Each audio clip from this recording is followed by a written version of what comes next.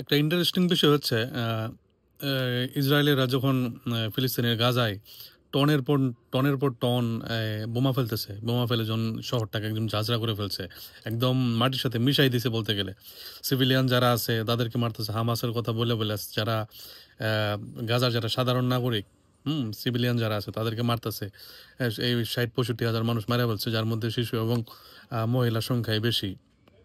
তো এগুলা তো করতেছে, করার ফাঁকে ওরা করতেছে কি এখন আবার এই যে গাজার উপকূল অঞ্চলে ইসরায়েল থেকে নৌকার মাধ্যমে লোকজনরে পাঠাইতেছে যে তোমরা ভ্রমণ করো, ভ্রমণ করে তোমরা দেখো গাজা বা গাজার মধ্যে আমরা কিভাবে বোম ফেলতেছি বা গাজার মধ্যে আমরা কিভাবে গাজা শহরটাকে আমরা ধ্বংস করতে তোমরা এটা উপভোগ করো।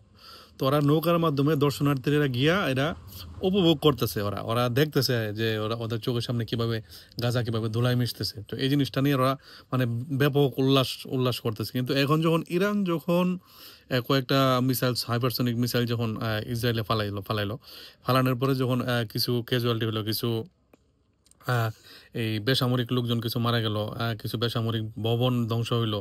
তো এটা নিয়ে ইসরায়েলি যারা লবিস্ট আছে, যারা ওয়ার্ল্ড ওয়াইড, ওরা করলো কি সারা মানে প্রচুর লাফালাফি শুরু করছে। দেখো হ্যাঁ, ইরান আমাদের এই বেসামরিক লোকজন মারতেছে, সিভিলিয়ানদের মারতেছে, হ্যাঁ আমাদের সিভিলিয়ানদের টার্গেট করে করে বিল্ডিং টার্গেট করে মারতেছে।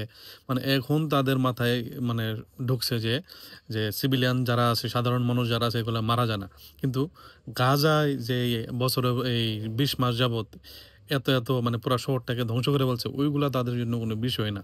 তো এর চাইতে মানে দ্বিচারিতা পৃথিবীতে, এর চাইতে দ্বিচারিতা আর হইতে পারে না, এর চেয়ে দুমুখী নীতি পৃথিবীতে আর হইতে পারে না। ওরা যখন নিজেদের উপরে পড়ছে তখন ওরা এই এখন বলতেছে যে সাধারণ নাগরিকদের উপর কেন বোমা মারবে। হ্যাঁ, টার্গেট করলে সামরিক স্থাপনা আছে বিভিন্ন জায়গায়, এগুলা করতে পারে, কিন্তু ইরান সাধারণ মানুষদের উপর মারতেছে, এই করতেছে ওই করতেছে।